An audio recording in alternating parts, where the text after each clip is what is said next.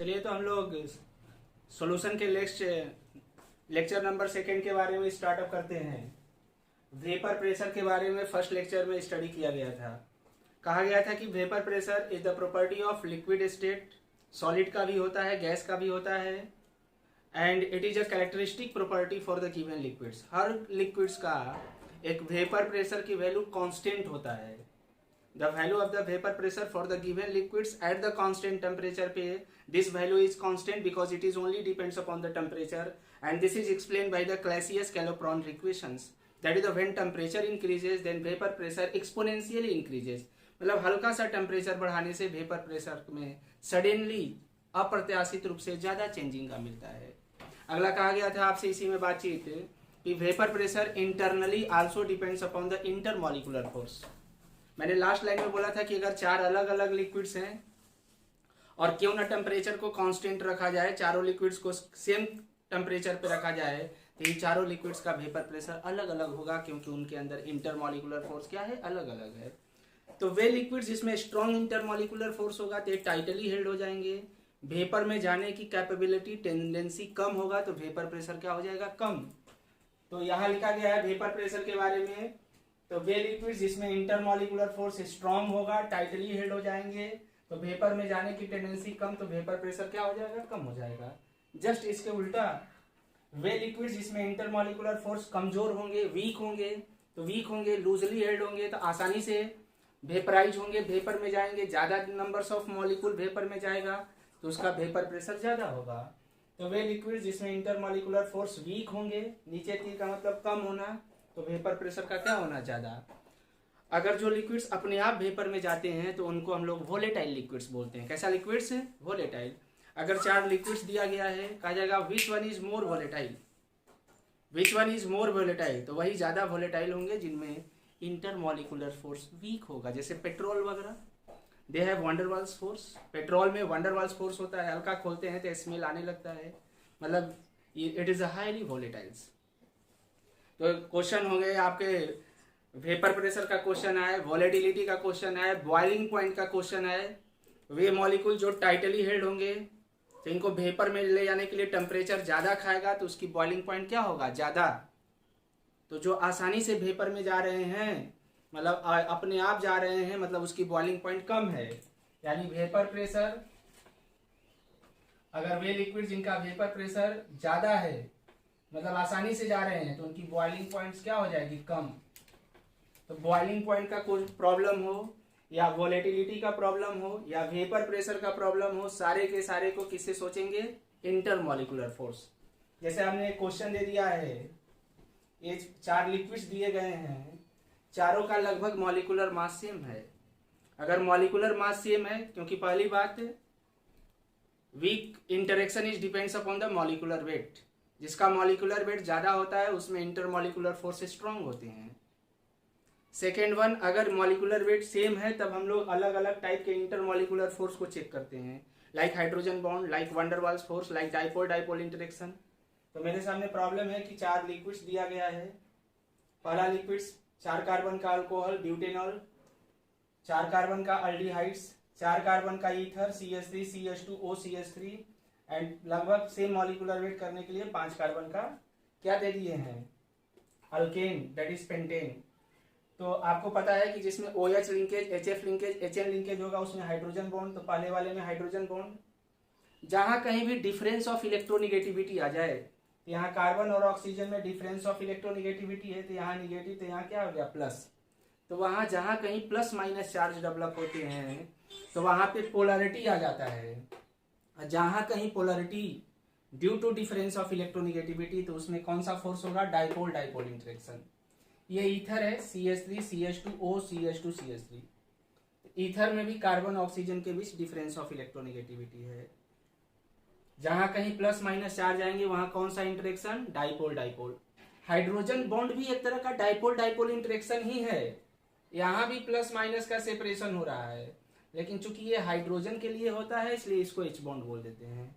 और जहां कुछ ना समझ में आए वहां वंडरवाल्स फोर्स, तो यहाँ कौन सा फोर्स है, वंडरवाल्स फोर्स। देखिए ध्यान से, ये चारों क्वेश्चंस लिखेंगे। क्वेश्चन ये है कि arrange order of vapour pressure vapour pressure का आंसर यहाँ करवाए हैं, arrange order of vapour pressure. दूसरा क्वेश्चन सेकंड का देगा बॉइलिंग पॉइंट का ऑर्डर। तीसरा क्वेश्चन का देगा वोलेटिलिटी का ऑर्डर, ऑर्डर ऑफ वोलेटिलिटी। ये आप 3 क्वेश्चन है, ये 4 लिक्विड दिए गए हैं, इनमें order of vapour pressure, order of boiling points and order of volatility. Okay, और सारे क्वेश्चन को कैसे सोचा जाएगा बेटा, इंटरमॉलिक्यूलर फोर्स। इंटरमॉलिक्यूलर फोर्स हमने बता दिया कौन कौन से हैं, H bond, DD interaction, van der Waals force. तो जिसमें वीक वंडरवाल्स फोर्स तो आसानी से वेपर में जाएंगे तो उनकी वेपर प्रेशर ज्यादा, तो सबसे ज्यादा वेपर प्रेशर फोर्थ का। इन दोनों में डाइपोल डाइपोल इंटरेक्शन है, लेकिन यहाँ प्लस माइनस का सेपरेशन पाई बॉन्ड के चलते है तो ज्यादा पोलराइज होगा, ये सिग्मा बॉन्ड के चलते है कम पोलराइज होगा। अतः ईथर के अंदर वीक डाइपोल डाइपोल इंटरेक्शन है, ether is slightly dipole dipole interaction weak होगा एज कंपेयर टू एल्डिहाइड और कीटोन। पूछा जाएगा ऐसा क्यों, क्योंकि इसमें पाई बॉन्ड का पोलराइजेशन है, दोनों में डाइपोल डाइपोल है, लेकिन इसमें तगड़ा है इसमें वीक है, जो वीक है वो आसानी से वेपर में जाएगा, अतः थर्ड का होगा। फिर इन दोनों में लड़ाई लग गया तो हाइड्रोजन बॉन्ड तगड़ा होता है, डीडी इंटरेक्शन वीक होता है, तो जो वीक होगा वो आसानी से वेपर में जाएंगे, तो सेकेंड एंड सबसे लास्ट में क्या हो जाएगा 1। This is the order of vapour pressure answer, order of vapour pressure. इतना पॉइंट ड्रॉ करिए कॉपी में, order of vapour pressure.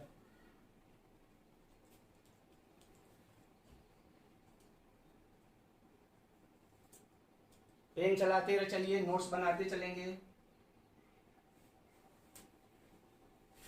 Next आपसे पूछा है ऑर्डर ऑफ बॉइलिंग पॉइंट्स, तो जिसमें स्ट्रॉन्ग इंटरमॉलिक्यूलर फोर्स होगा तो वो टेम्परेचर ज्यादा खाएगा, उसकी बॉइलिंग पॉइंट ज्यादा हो जाएगा। दैट्स वाई बॉइलिंग पॉइंट का ऑर्डर 1 2 3 4। नेक्स्ट दिया गया ऑर्डर ऑफ वोलेटिलिटी। वोलेटिलिटी तो जिसमें वीक फोर्स होगा वो आसानी से वेपराइज होगा, आसानी से वेपर में जाएगा, आसानी से वोलेटाइल होगा, तो उसकी वोलेटिलिटी ज्यादा होगी, तो इसमें वीक फोर्स है। तो वोलेटिलिटी का ऑर्डर एकदम समझ करके कॉन्सेप्चुअल लेवल पे ये 3 हमने प्रॉब्लम सिखाया। ओके, तीनों प्रॉब्लम कॉपी में लिख लीजिए।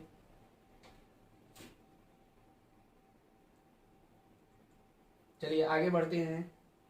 अब अगला जहां आपको दिक्कत होगा वहां आप रोक करके फिर इसको पढ़ेंगे। हो गया क्या, बोलिए साहब।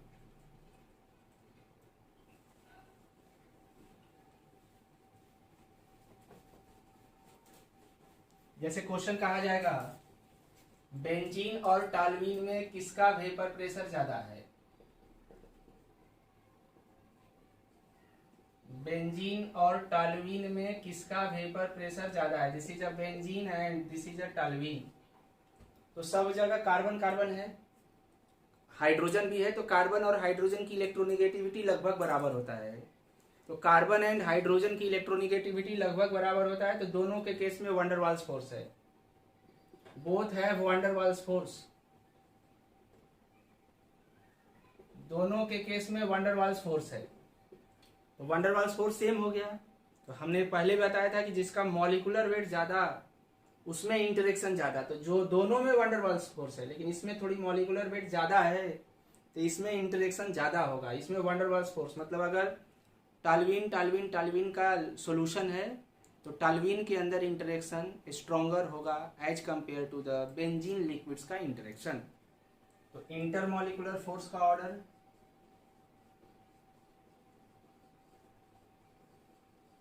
इंटरमॉलिक्यूलर फोर्स का ऑर्डर टॉल्वीन में ज्यादा होगा और इनमें कम। पूछा जाएगा वेपर प्रेशर का ऑर्डर, तो जिसमें वीक इंटरमॉलिक्यूलर फोर्स वो आसानी से वेपर में जाएंगे, अतः बेंजीन में वेपर प्रेशर ज्यादा होगा, टॉल्वीन में कम होगा। बॉइलिंग पॉइंट का ऑर्डर पूछ दे तो वे मॉलिक्यूल जो टाइटली हेल्ड होंगे वो टेम्परेचर ज़्यादा खाएगा, तो बॉइलिंग पॉइंट क्या होगा, ज़्यादा।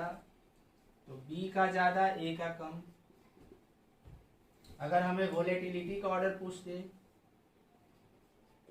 कौन आसानी से वेपर में जाएंगे, तो बेंजीन आसानी से वेपर में जाएगा, टाल्विन थोड़ा सा डिफिकल्टी से जाएंगे। ये चारों क्वेश्चन को सोचिए, चारों क्वेश्चन को सोचिए। ओके, अब हम लोग नेक्स्ट कॉन्सेप्ट की तरफ चलते हैं। हेड डालेंगे boiling points and normal boiling points.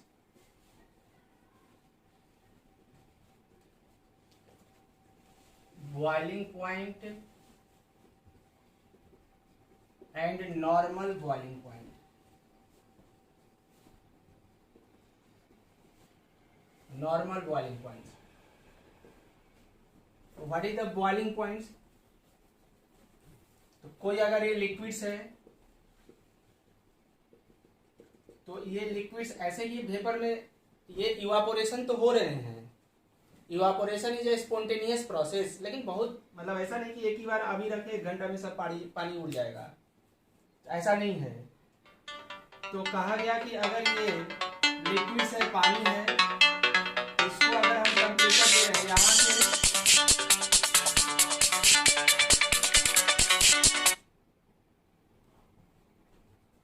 बाहर से एक्सटर्नल प्रेशर लग रहा है।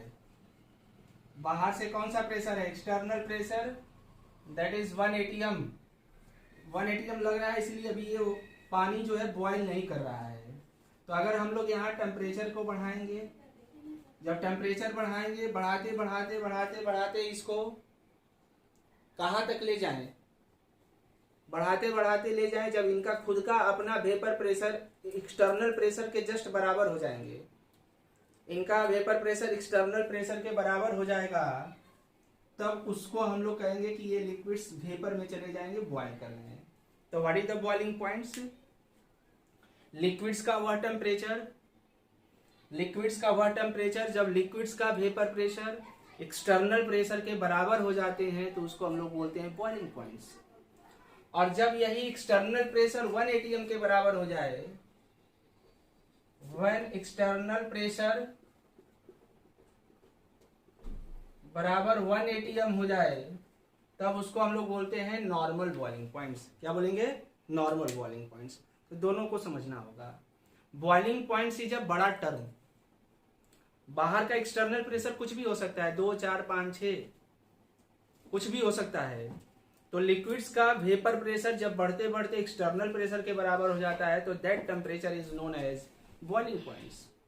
अगर वही लिक्विड्स का टेम्परेचर दे रहे हैं, वेपर प्रेशर बढ़ेगा, क्योंकि टेम्परेचर बढ़ाने से वेपर प्रेशर बढ़ता है।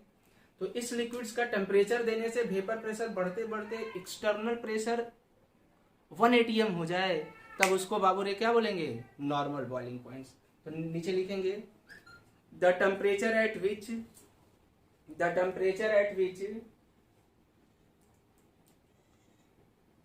vapor pressure of the liquids is equal to external pressure. Vapor pressure of the liquid is equal to external pressure called boiling points.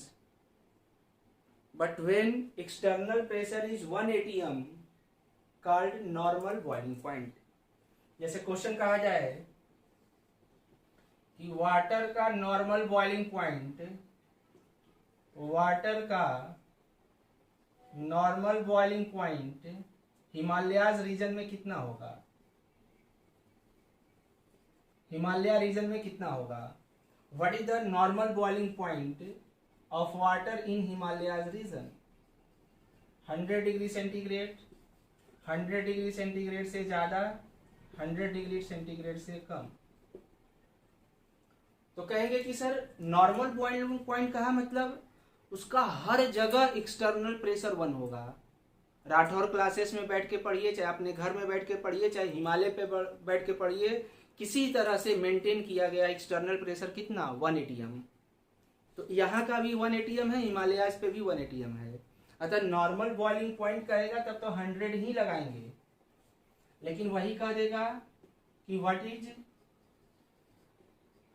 What is boiling point of water at Himalaya region या on Himalayas. कह रहा है कि हिमालय पे, पहाड़ पे, mountain पे water का बॉइलिंग पॉइंट्स कितना होगा।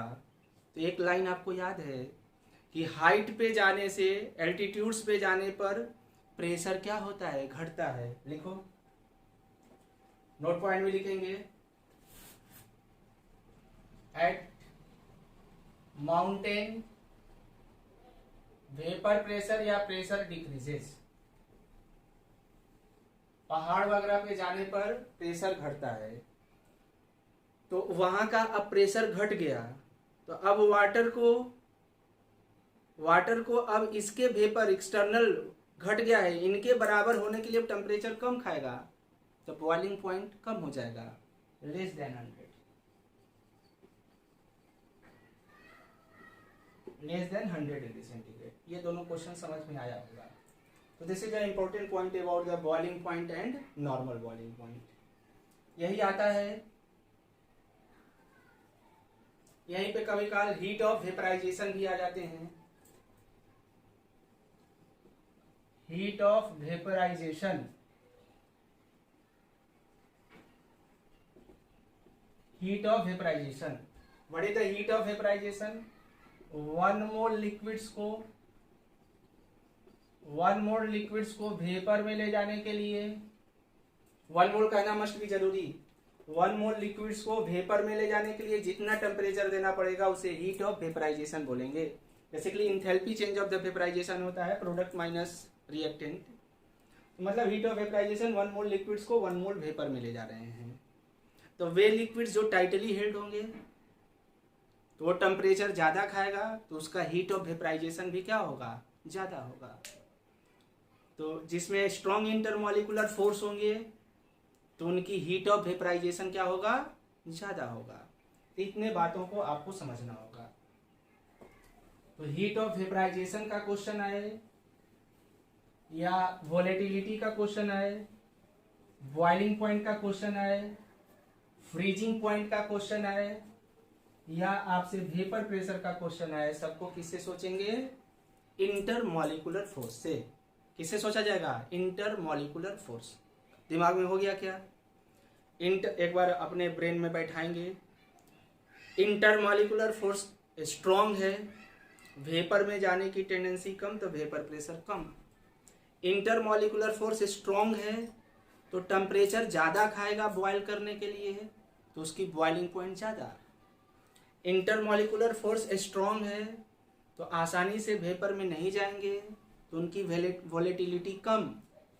इंटरमॉलिकुलर फोर्स स्ट्रॉन्ग है तो वेपर में जाने की टेंडेंसी कम, तो अतः वेपर में ले जाने के लिए टेम्परेचर ज़्यादा खाएगा, तो हीट ऑफ वेपराइजेशन क्या होगा, ज़्यादा। ये हमने स्ट्रॉन्ग के लिए सोचा, आप वीक के लिए सोच लीजिए। ओके, अब ये जो पढ़ा गया था vapour pressure for the pure liquids, और हर लिक्विड्स का अपना वेपर प्रेशर होगा। अब हम लोग पढ़ने जा रहे हैं, हेडिंग डालेंगे टू वोलेटाइल मिसिबल लिक्विड्स,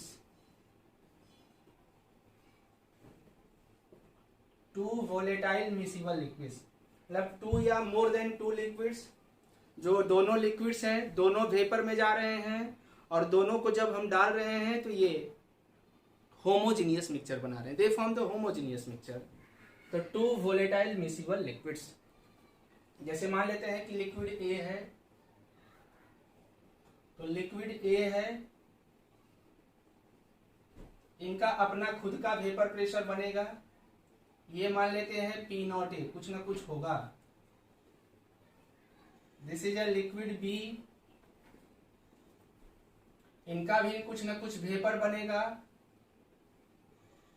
ये हो जाएगा P not B, and it is a constant for the given liquids.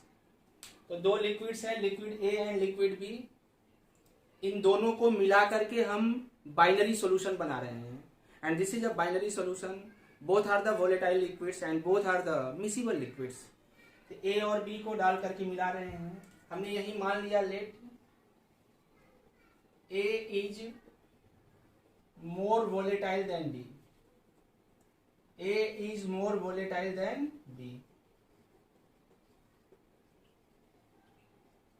मैंने मान लिया है कि A ज्यादा वोलेटाइल है, B कम वोलेटाइल है। आप मान सकते हैं कि B ज्यादा होगा, A कम होगा। तो अगर A मोर वोलेटाइल है मतलब A की वेपर में जाने की टेंडेंसी ज्यादा, मतलब A का vapour pressure that is mean and B का vapour pressure come, P not A P not B। Okay, and P naught A and P naught B, what is the P naught A P naught B?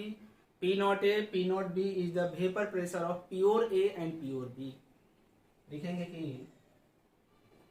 P naught A and P naught B is the vapor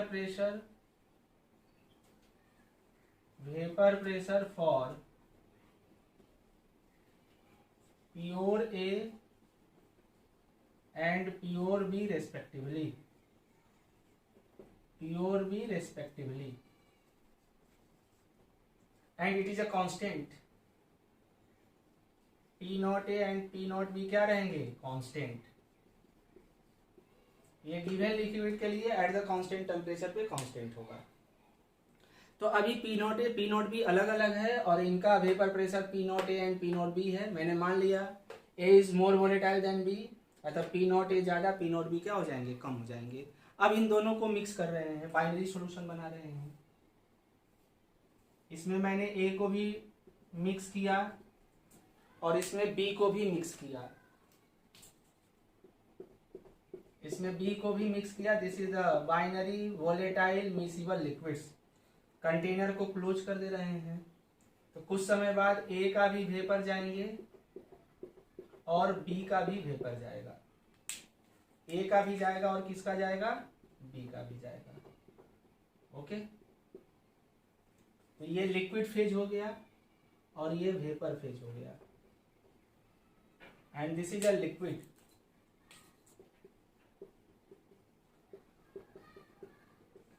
तो liquid A का भी vapour जाएगा as well liquid किसका जाएगा? B का जाएगा। कुछ समय बाद इनके बीच डायनेमिक इक्विलिब्रियम आ जाएगा। Rate of vaporization is equal to rate of condensation and here the dynamic equilibrium exist. अच्छा, कहा जा रहा है कि A is more volatile than B, तो कहा जाएगा वेपर में किसका कंपोनेंट ज्यादा होगा? तो ये लिक्विड जब वेपर में जाएंगे तो उन्हीं का कंपोनेंट ज्यादा होगा जो मोर वोलेटाइल होगा। हमने A is more volatile than B कहे हैं, मतलब A का वेपर के अंदर कंपोनेंट, A कंपोनेंट का नंबर ज्यादा होगा, A कंपोनेंट का मोल फ्रैक्शन ज्यादा होगा। मोल का ज्यादा होना मतलब मोल फ्रैक्शन का ज्यादा होना, यानी that is mean way liquid जो इन दोनों में सॉल्यूशन के अंदर, मिक्सचर के अंदर जो ज्यादा वोलेटाइल होंगे उनकी वेपर में मोल फ्रैक्शन ज्यादा होगा, जो कम वोलेटाइल होंगे उनकी वेपर में मोल फ्रैक्शन क्या होगा? कम होगा। जैसे मान लिया जाए बेंजीन और टालविन का मिक्सचर है, एक सॉल्यूशन बन के तैयार है और उसको हमने ओपन कंटेनर कर दिया, तो कहेंगे वेपर प्रेशर में किसका मोल फ्रैक्शन ज्यादा होगा? तो उसका ज्यादा होगा जिसका वेपर प्रेशर ज्यादा हो। वेपर प्रेशर उसका ज्यादा होता है जिसमें इंटरमॉलिक्यूलर फोर्स कम हो। बेंजीन टालविन में किसमें इंटरमॉलिक्यूलर फोर्स कम थे? बेंजीन में। अतः बेंजीन का वेपर में कंपोनेंट ज्यादा होंगे as compared to toluene. Okay, ये आपका सॉल्यूशन बन के आ गया। This is the solution. तो हम लोग यहाँ 4-5 लैंग्वेज सीखते हैं, इतना ड्रॉ करेंगे तो इतने पॉइंट ड्रॉ करिए।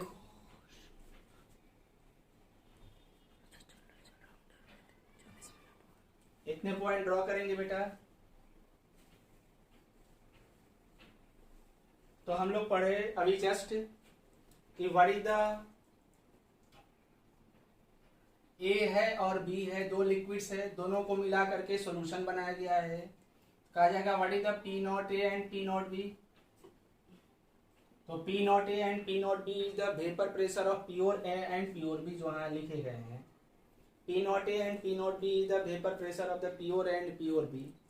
अब हमें जब सॉल्यूशन में जाएंगे, तो अब सॉल्यूशन में जाएंगे तो A और B का अब इंटरेक्शन बदल जाएगा, तो सॉल्यूशन के अंदर A और B का वेपर प्रेशर चेंज हो जाएगा।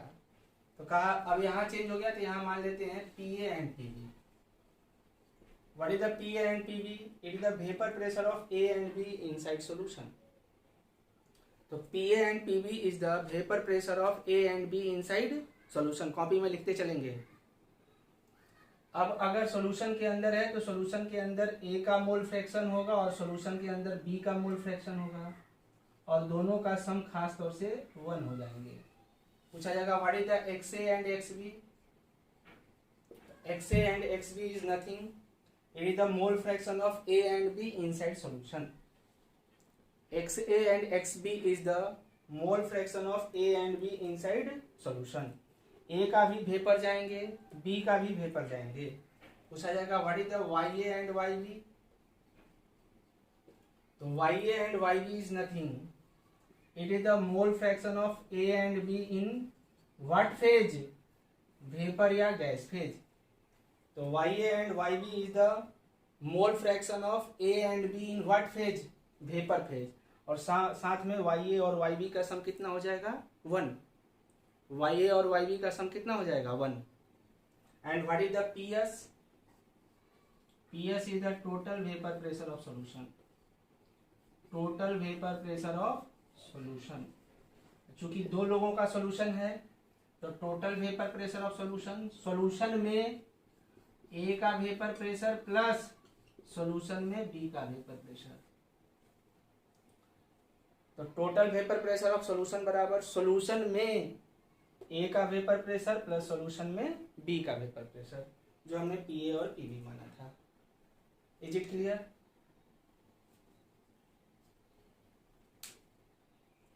इतने बात क्लियर हो गए क्या?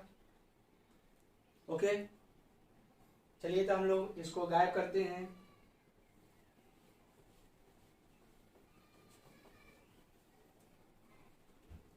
तो हम लोगों ने यही सीखा कि A और B दोनों लिक्विड्स हैं, मान लो वाटर और इथाइल अल्कोहल है।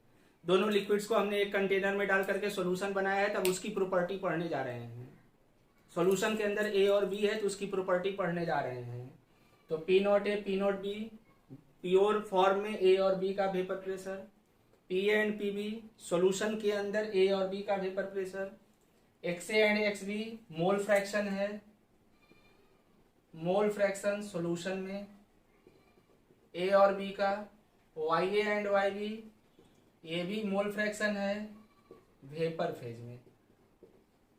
साथ में वेपर प्रेशर ऑफ सॉल्यूशन बराबर सॉल्यूशन में A का वेपर प्रेशर प्लस B का वेपर प्रेशर। यही हम लोग सीखेंगे Raoult's law and Dalton's law. यही हम लोग सीखेंगे Raoult's law and Dalton's law. पूछा जाएगा कि राउल्ट्स लॉ की क्यों जरूरत पड़ा, हमें राउल्ट्स लॉ पढ़ने की क्यों जरूरत पड़ी। तो सॉल्यूशन के अंदर A और B का वेपर प्रेशर, PA और PB, सॉल्यूशन के अंदर A और B के वेपर प्रेशर को निकालने के लिए हम लोग राउल्ट्स लॉ पढ़ते हैं। और राउल्ट्स लॉ कुछ नहीं कहता है, फील करिए, कहता है कि A और B में सॉल्यूशन बनाया गया है तो जिनका नंबर ज़्यादा होगा, यानी जिनका मोल ज़्यादा होगा, यानी जिनका मोल फ्रैक्शन ज़्यादा होगा, उनकी प्रोबेबिलिटी वेपर में जाने की टेंडेंसी ज़्यादा होगी। तो राउल्ट्स लॉ कहता है कि एट कांस्टेंट टेम्परेचर, क्योंकि टेम्परेचर बढ़ाने से वेपर प्रेशर बढ़ता है, इसलिए बोलेंगे at constant temperature vapour pressure of the component A और B है, तो vapour pressure of the component is directly proportional to its mole fraction in what phase, liquid phase. तो vapour pressure of the at constant temperature vapour pressure of the component is directly proportional to its mole fraction in किस phase में, liquid phase या solution phase. Proportionality को हटाते हैं तो एक constant लगाते हैं P0A XA। शुरू में ही बोला गया था कि P0A क्या है, it is the pure form का वेपर प्रेशर है जो कि कांस्टेंट होता है। ठीक उसी प्रकार से फॉर B के लिए राउल्ट्स लॉ लगाएंगे। राउल्ट्स लॉ कहता है कि at constant temperature vapour pressure of the component is directly proportional to its mole fraction in what phase, liquid phase, XB। Proportionality को हटाएंगे तो एक कांस्टेंट लगाएंगे, PB बराबर P0B XB। This is the Raoult's law. कहा जाएगा कि Raoult's law कहाँ पढ़ते हैं, तो राउल्ट्स लॉ सॉल्यूशन फेज में पढ़ते हैं या लिक्विड फेज में। राउल्ट्स लॉ से भी वेपर प्रेशर निकालते हैं, तो राउल्ट्स लॉ से भी वेपर प्रेशर निकालते हैं, डाल्टन्स लॉ से भी वेपर प्रेशर निकालते हैं। गैस के लिए पार्शियल प्रेशर बोल देते हैं, इसी प्रेशर को पार्शियल प्रेशर। तो राउल्ट्स लॉ से भी वेपर प्रेशर निकालते हैं, डाल्टन्स लॉ से भी वेपर प्रेशर निकालते हैं। लेकिन खास बात, राउल्ट्स लॉ हमेशा सॉल्यूशन में लगाएंगे, जबकि डाल्टन्स लॉ हम लोग गैस या वेपर फेज में निकालेंगे। तो Dalton's law is applicable for the gas और वेपर फेज व्हेन एक से ज्यादा गैसेस नॉन रिएक्टिव हों।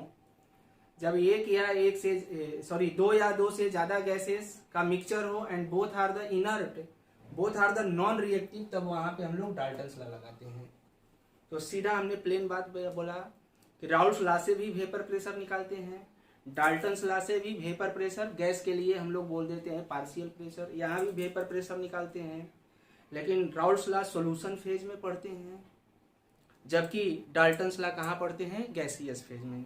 एंड राउल्ट्स लॉ कहता है कि ए और बी में सॉल्यूशन के अंदर जिस कंपोनेंट ज़्यादा होगा, जिनका मोल फ्रैक्शन ज़्यादा होगा, उनकी वेपर में जाने की टेंडेंसी ज़्यादा होगा, तो उनका वेपर प्रेशर क्या होगा, ज़्यादा होगा।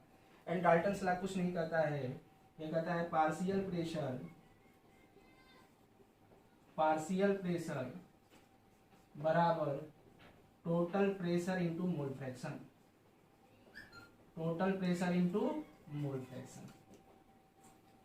तो अकॉर्डिंग टू डाल्टन्स लॉ ये याद करना होगा, partial pressure equal to total pressure into mole fraction. जैसे कहा जाए फॉर ए के लिए लगाइए, फॉर ए के लिए डाल्टन्स लॉ, तो कहेंगे पार्शियल प्रेशर ऑफ द ए बराबर टोटल प्रेशर, मतलब सॉल्यूशन का पार्शियल प्रेशर फॉर ए के लिए, तो पार्शियल प्रेशर बराबर total pressure into mole fraction. What phase, gas phase में पढ़ते हैं, और गैस फेज में मोल फ्रैक्शन क्या है, YA एंड YB। तो हो जाएगा पार्शियल प्रेशर बराबर total pressure into mole fraction. ठीक उसी प्रकार से फॉर बी के लिए पार्शियल प्रेशर ऑफ बी बराबर सॉल्यूशन का प्रेशर यानी total pressure into mole fraction, किस फेज का, वेपर फेज का, बी का मोल फ्रैक्शन YB। इस पॉइंट को आप नोट करिए, इस पॉइंट को नोट करेंगे। अब हम लोग देखेंगे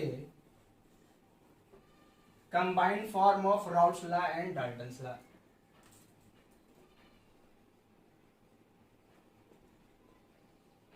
combined form of Raoult's law and Dalton's law.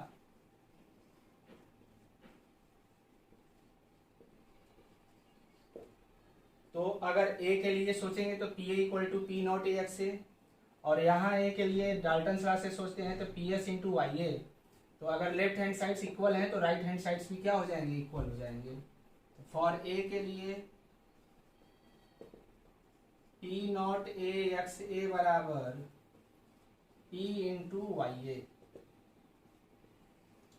तो ध्यान रखना होगा कि जहां कहीं भी अगर प्रॉब्लम में हमें डेटा जो है सॉल्यूशन फेज का दे दे और वेपर फेज में पूछे क्वेश्चन, या वेपर फेज में दे दे सॉल्यूशन फेज में पूछे, तो हम लोग किसको अप्लाई करेंगे, राउल्ट्स लॉ और डाल्टन्स लॉ को कंबाइन करेंगे। सॉल्यूशन फेज में कोई डाटा दे दे, वेपर फेज का पूछ दे, या वेपर फेज में डेटा दे दे, सॉल्यूशन फेज का पूछ दे, तो हमें राउल्ट्स लॉ और डाल्टन्स लॉ को क्या करना होगा, कंबाइन। कैसे कंबाइन किया, इस इक्वेशन और इस इक्वेशन को देख रहे हैं तो लेफ्ट हैंड साइड्स इक्वल है, तो राइट हैंड साइड्स भी क्या हो जाएंगे, इक्वल हो जाएंगे। इन दोनों को बराबर कर दीजिए।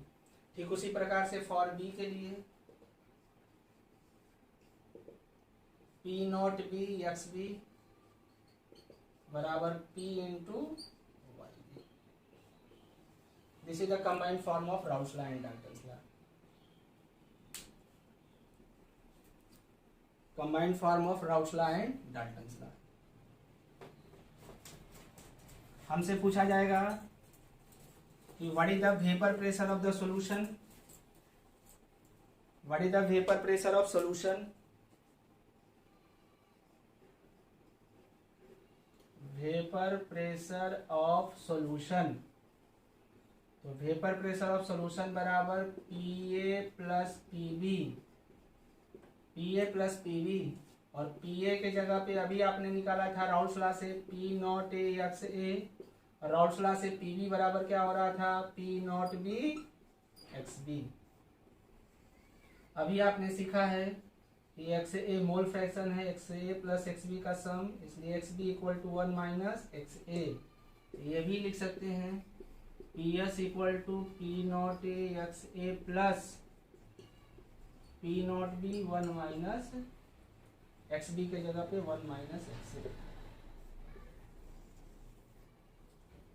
तो this is the vapour pressure of solution, vapour pressure of solution. इन बातों को अच्छे से समझेंगे।